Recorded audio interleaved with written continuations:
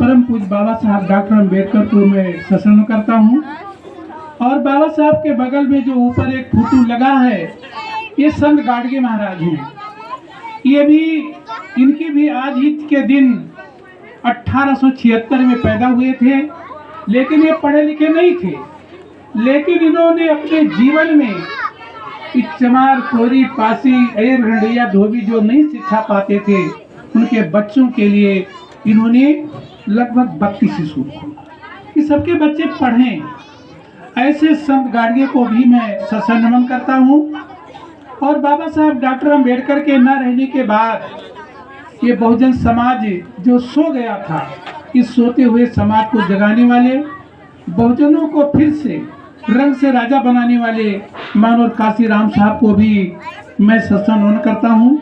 और जो नीचे फोटो लगा है, माननीय शांति देवी जो 1 साल पहले हमारे बीच से चली गई हैं, आज उनका केवल बातें शेष है, स्मृति शेष है, तो इनको भी सत्संग नमन करता हूँ। और मैं धन्यवाद देना चाहूँगा हमारे बड़े भाई, बड़े बाबू शिवचंद्र गौतम जी को, जो निरंतर ये प्रयास करते रहते हैं समाज को अपने जगाने के लिए।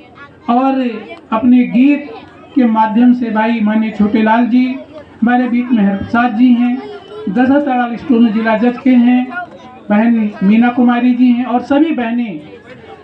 मैं सभी लोगों को धन्यवाद देता हूं कि आप लोग इस काम में, बौद्धिक कार्यक्रम में सहभाग कर रहे हैं। जो फोटो ऊपर लगा है, हम थोड़ा थोड़ा सबके बारे में इसलिए बताना चाहते हैं कि आज हम अच्छे कपड़ा पहनकर यहाँ खड़े बोल रहे हैं, हमारे समाज के लिए जज, डीएम, एसपी बन रहे हैं। इसके लिए किसी ने त्याग किया है, और जब त्याग किया है उसी का परिणाम है कि आज हम लोग अच्छा खाना खा रहे हैं, कपड़े पहन रहे हैं। तो सबसे पहले बुद्ध की बात करते हैं। आज से करीब 4000 साल पहले जब हम लोग नहीं थे, हमारे बाबा दादा थे, तो इस देश में व्यवस्था बनाई गई, ब्राह्मण, क्षत्रिय, वैश्य और शूद्र। एक वर्ण, 5वां वर्ण कहते हैं, वो औरत का वर्ण है। औरत का वर्ण इसलिए कहते हैं कि औरतों का कोई जगह निश्चित 4 वर्णों में नहीं किया गया। ब्राह्मण के साथ ही शादी हो गई तो ब्राह्मणी हो गई, और नट के साथ शादी हो गया तो वो नटिन हो गई, यानी उसका कोई वर्ण नहीं है। और औरत का जो दर्जा है वो पुरुषों से नीचे रखा गया, उसको कोई मान सम्मान देने की बात नहीं थी। आज भी बाबा साहब का संविधान होते हुए भी औरत का दर्जा घरों में नीचे माना जाता है। आदमी उसको अपने से नीचा मानता है, छोटा मानता है।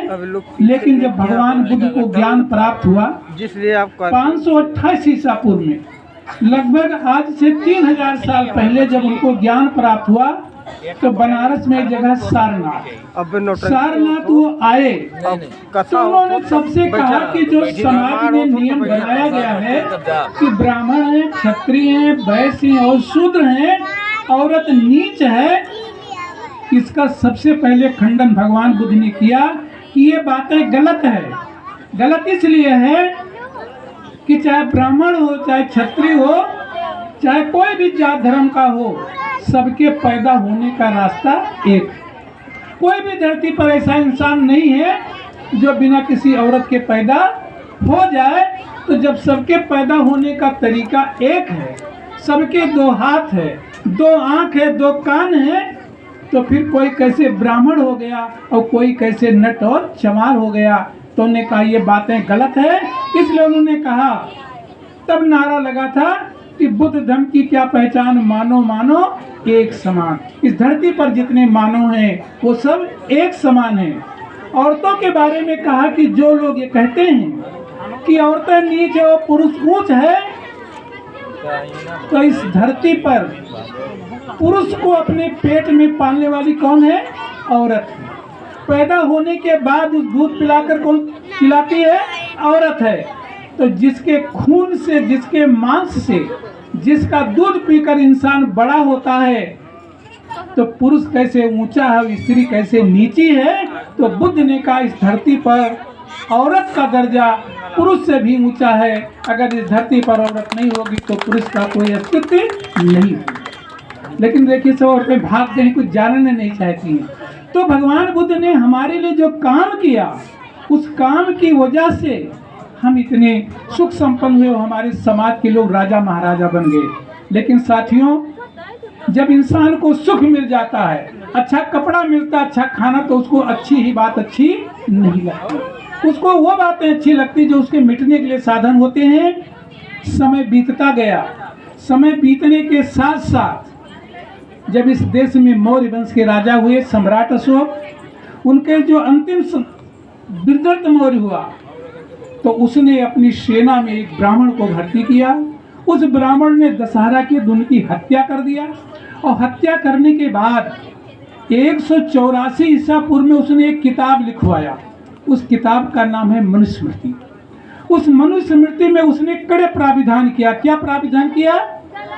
कि ब्राह्मण, क्षत्रिय, वैश्य और शूद्र वाली व्यवस्था फिर लागू कर दिया। यही नहीं लागू किया, उसने ये रखा कि अगर कोई शूद्र पढ़ ले तो उसकी जबान काट देना चाहिए। अगर कोई शूद्र वेदों के वाक्यों को सुन ले तो रांगा गरमा करके उसके कान में डाल दिया जाए कि वो हमेशा के लिए बहरा हो जाए। इसके बाद उसने जब काम बांटना शुरू किया तो ब्राह्मण को कथा भागवत बांटने का काम दिया, पढ़ने पढ़ाने काम दिया, क्षत्रिय को राज करने का, वैश्य को व्यापार, और जिस समाज के लोग यहाँ बैठे हम लोग हैं जिनको शूद्र कहते हैं उनके भाषा में, इनको सेवा करने का काम दिया गया। कौन सेवा? यहाँ जितने लोग बैठे हो जान लीजिए, आज भी कुछ हमारे भाई लोग वो काम कर रहे हैं। गाय जब तक जिंदा है, क्या कहते हैं, देश धर्म की नाता है, गाय हमारी माता है। लेकिन जब गाय मर गई तब किसकी मम्मी हो गई? तो हमारी मम्मी हो गई, हमारे दादा बाबा की मम्मी हो गई कि गाय उठाओ, चीरो, ठिकाने लगाओ। ये काम हमारे समाज को किसने दिया? उस मनुष्य की किताब के द्वारा। इसके बाद जो हमारी बहन बेटियां हैं, किसी के यहाँ जब बच्चा पैदा हुआ तो स्योरी कराने यही जाएंगी। ए लड़की का बताओ थे सबका बेर बेर बैठ चुपचाप, अपना बैठत नहीं है। तो क्या हुआ कि हमारे घर की बहन बेटियां स्योरी कराने जाती थी। 6 दिन 7 दिन वो घर में जाती थी, और जैसे मलकिन नहाए धोए पवित्र भई, कहीं दुल्हन छी जावे, यानी हमारे छूत लग गई। और मरने से पैदा हुआ बच्चा जिस दिन से, और मरने तक उठैया का काम किसको दिया गया? हमारे धोबी और धोबी बहन को दिया। शोर कौन चलाएगा? पासी चलाएंगे, चौकीदारी करेंगे, लोहार बढ़ई हर फार बनाएंगे, लेकिन ये मजदूरी भी नहीं मांग सकते हैं। साथियों, जब हम लोग छोटे छोटे थे, जब जानवर मरते थे, जब हमारे भाई बिरादरी उठाने जाते थे, तब पैसा भी देना पड़ता था। पैसा भी देते थे कि खा ले तू लियो हो, तो एक पैसा भी हमें दो। आज तो बाबा साहब ने संविधान बदल दिया, कहते देहो 5 से तब उठाए, तो वो चलो ठीक है तो मिल पा रहे हो। तो ये सारा गंदा काम दिया गया। और जब शंभूक ऋषि जो हमारे समाज के थे, जब वो जंगल में अपने कुटिया पर हमारे समाज के लोगों को पढ़ा रहे थे, समझा रहे थे, तो उनकी हत्या रामचंद्र जी ने कर दिया कि शूद्रों को तुम क्यों पढ़ा रहे हो? जब तुमने पढ़ने का अधिकार नहीं है तो तुम क्यों पढ़ा रहे हो? साथियों, धीरे धीरे एक ऐसा वक्त आ गया कि हमने मान लिया कि हम चमार कोरी पासी और गड़ैया धोबी हम नीच हैं।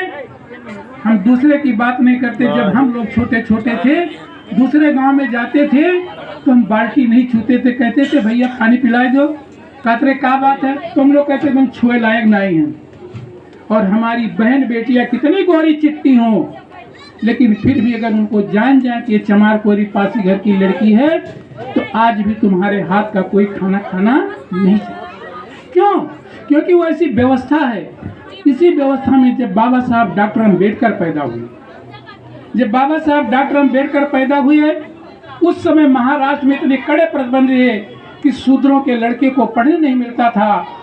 तो डॉक्टर अम्बेडकर ने अपने बारे में लिखा है, ये मेरे समाज के लोगों, जब मैं स्कूल जाता था तो घर से पानी पीकर जाता था, लौट कर आकर घर पर ही पानी मिलता था। क्यों?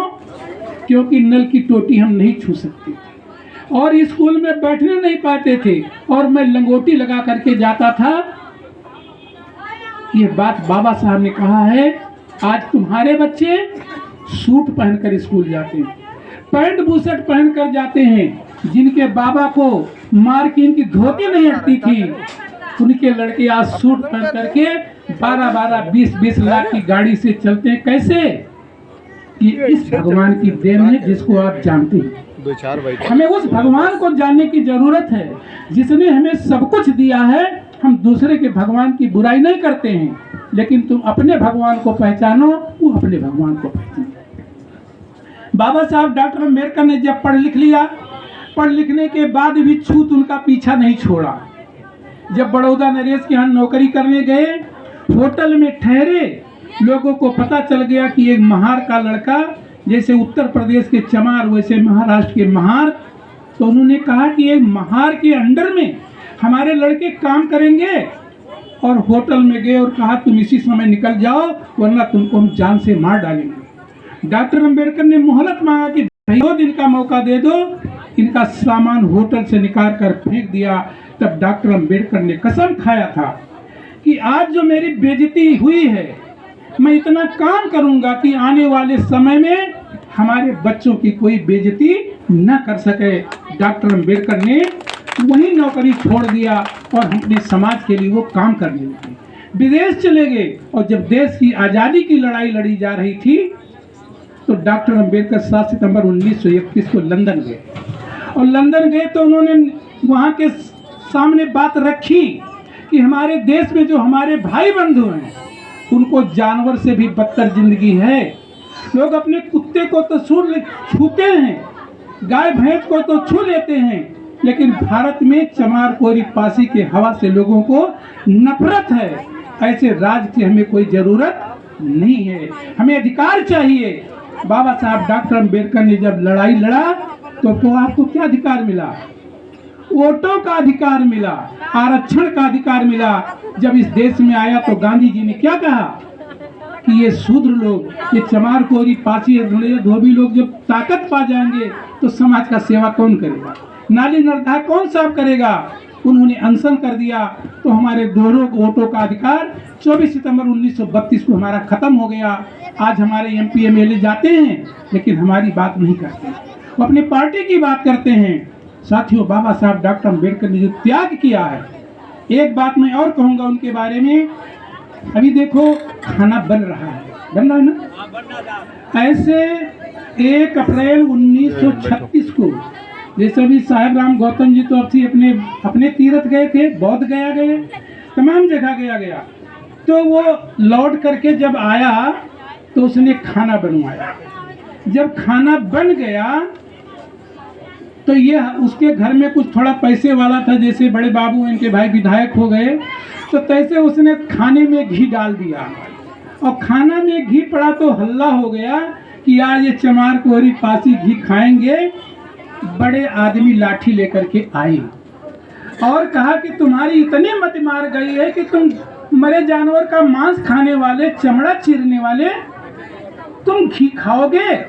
खाना को गिरा दिया गया, पैरों से रौंद दिया गया, रिश्तेदारों को भी लाठी से मारा गया। ये बात पेपर में छपी तो डॉक्टर अम्बेडकर ने महाराष्ट्र में पढ़ा। जब वो पढ़े तो उन्होंने दौड़ा किया उस गांव में। जब गए तो पूछा कि भाई मामला क्या था, तो उन्होंने कहा मामला इतना था कि खाना में घी पड़ गया। तो डॉक्टर अम्बेडकर ने कहा घी तुम्हारा, खाना तुम्हारा, रोक क्यों रहे हैं? आज तुम फिर से खाना बनाओ, घी की पूड़ी भी बनाओ, दाल में भी डालो, जो तुमको रोकने आएगा मैं दुनिया का सबसे बड़ा वकील हूँ, उसको जेल भिजवा करके तब हम जाएंगे। तो हमारे समाज को घी खाने का अधिकार किसने दिया? बाबा साहब डॉक्टर अम्बेडकर ने हमें घी खाने का अधिकार दिया।